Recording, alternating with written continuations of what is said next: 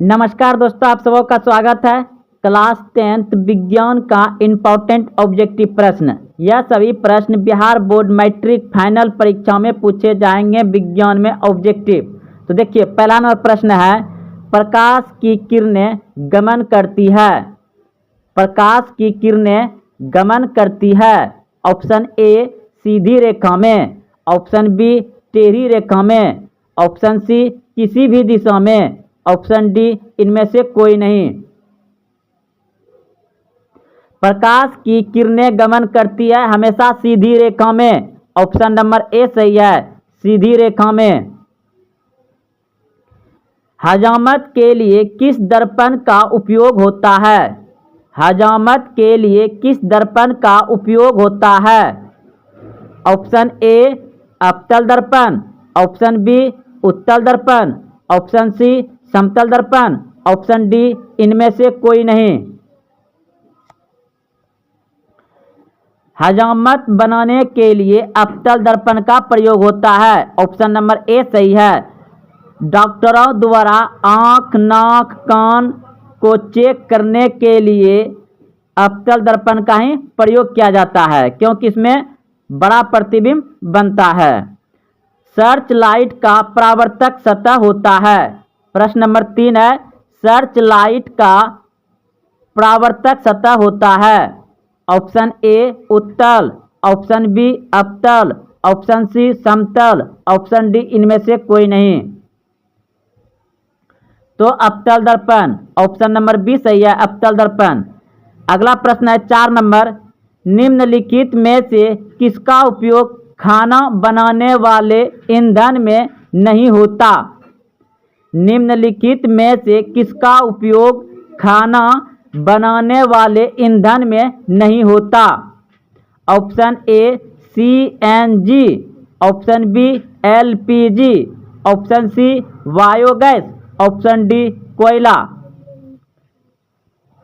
तो option number A सही हो जाएगा, सीएनजी।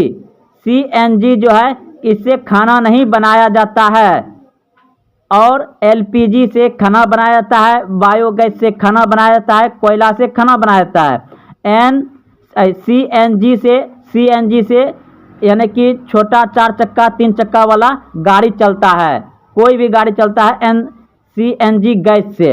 अगला प्रश्न देखिए, अगला प्रश्न है आपका, डायनमो यांत्रिक ऊर्जा को किस ऊर्जा में परिणत करता है? डायनमो यांत्रिक ऊर्जा को किस रूप में रूपांतरित करता है, बदलता है? तो विद्युत ऊर्जा में। डायनमो यानी शादी ब्याह में आप देखे होंगे कि जनरेटर रहता है, और जनरेटर के आगे जो डायनमो लगा हुआ है उसी का नाम है डायनमो। वह यांत्रिक यानी कि यांत्रिक ऊर्जा होता है घूमने वाला, तो वह घूम घूम घूम के क्या करता है? विद्युत ऊर्जा उत्पन्न करता है। और विद्युत मोटर क्या करता है? वह विद्युत ऊर्जा को यांत्रिक ऊर्जा में रूपांतरित करता है। जैसे पंखा हो गया, विद्युत ऊर्जा उसके तार के माध्यम से जाता है, अब विद्युत, और वो क्या करता है? विद्युत मोटर लगा रहता है उसमें, विद्युत मोटर उसको यांत्रिक ऊर्जा में बदलता है। और डायनमो क्या करता है? यांत्रिक ऊर्जा को विद्युत ऊर्जा में बदलता है। तो ऑप्शन नंबर बी सही है, डायनमो जो है यांत्रिक ऊर्जा को विद्युत ऊर्जा में बदलता है। अगला प्रश्न देखिए, घरों में विद्युत से दुर्घटना किसके कारण होती है? घरों में विद्युत से दुर्घटना किसके कारण होती है? घरों में विद्युत से दुर्घटना किसके कारण होती है? ऑप्शन ए है फ्यूज तार, option B short circuit, option C उच्च धारा प्रभाव, ऑप्शन डी इनमें से कोई नहीं।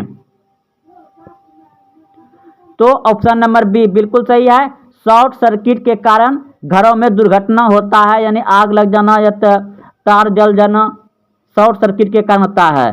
7 नंबर प्रश्न है, आंख व्यवहार होता है। आंख व्यवहार होता है, आपके सामने ऑप्शन है, बताइए कमेंट में।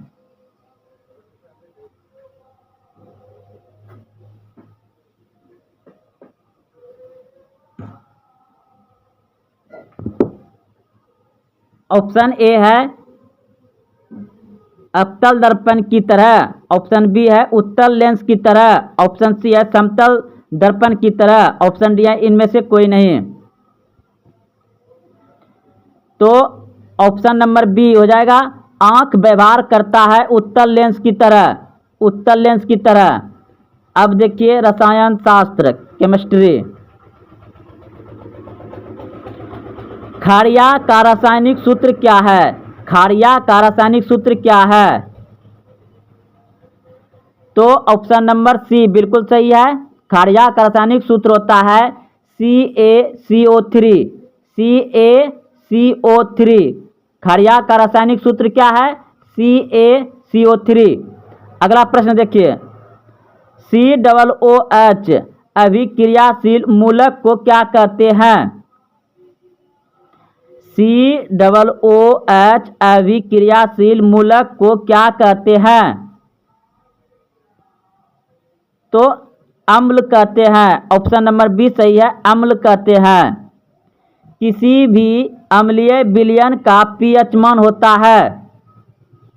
प्रश्न नंबर 3 देखिए, किसी भी अम्लीय विलयन का pH मान होता है।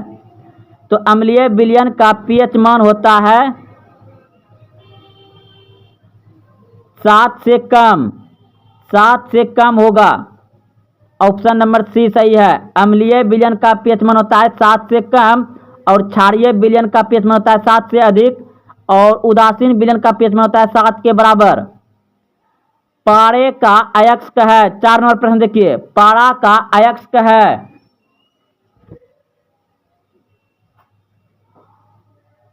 पारा का अयस्क है। ऑप्शन ए है बॉक्साइड, ऑप्शन सी है हेमेटाइट, ऑप्शन सी है मैग्नेटाइट, ऑप्शन डी है सिनेवार।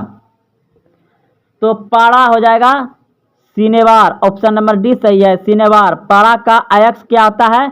सिनेवार। अगला प्रश्न देखिए, एक अणुसूत्र परंतु विभिन्न संरचना सूत्र वाले यौगिक कहलाते हैं। एक अणुसूत्र परंतु विभिन्न संरचना सूत्र वाले यौगिक कहलाते हैं। समयावी,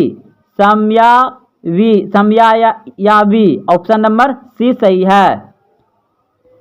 अगला प्रश्न देखिए, निम्नलिखित में कौन प्रबल अम्ल है?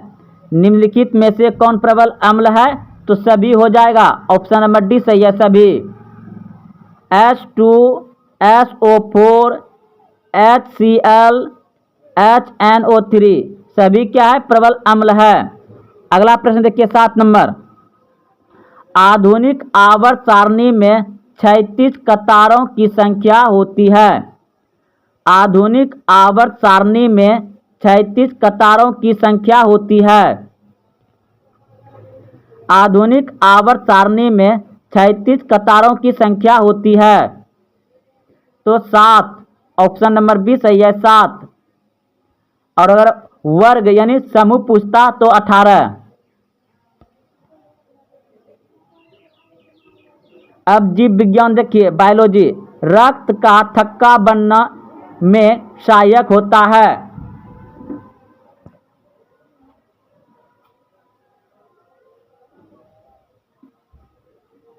रक्त का थक्का बनने में सहायक होता है।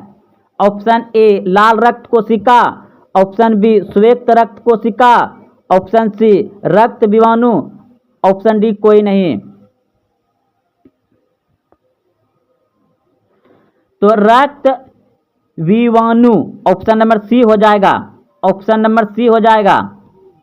अगला प्रश्न देखिए, वृक्क की संरचनात्मक एवं क्रियात्मक इकाई को कहते हैं। वृक्क की संरचनात्मक एवं क्रियात्मक इकाई को कहते हैं नेफ्रॉन। ऑप्शन नंबर डी सही है, नेफ्रॉन। एक कोशिकीय शैवाल में जल का परिवहन किसके द्वारा होता है?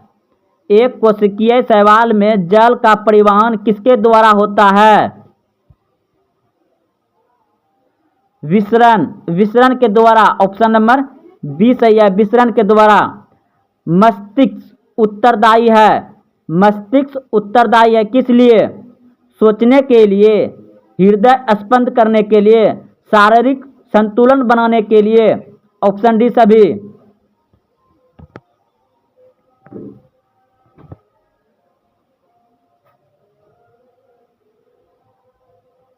मस्तिष्क उत्तरदायी होता है सोचने के लिए, मस्तिष्क यानी दिमाग सोचने के लिए होता है, हृदय स्पंद के लिए होता है और शरीर का संतुलन बनाए के लिए होता है।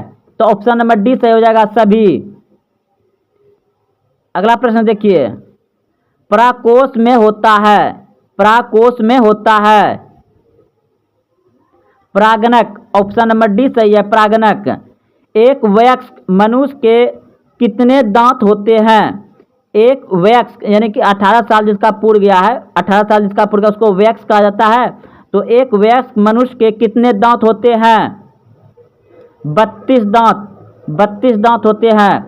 तो दोस्तों आप सभी देखते हुए यहाँ तक आए हैं तो कमेंट करके बताइए कि आप पहले से कितने प्रश्न का उत्तर जान रहे थे, और वीडियो को लाइक करें, अपने दोस्तों में शेयर करें।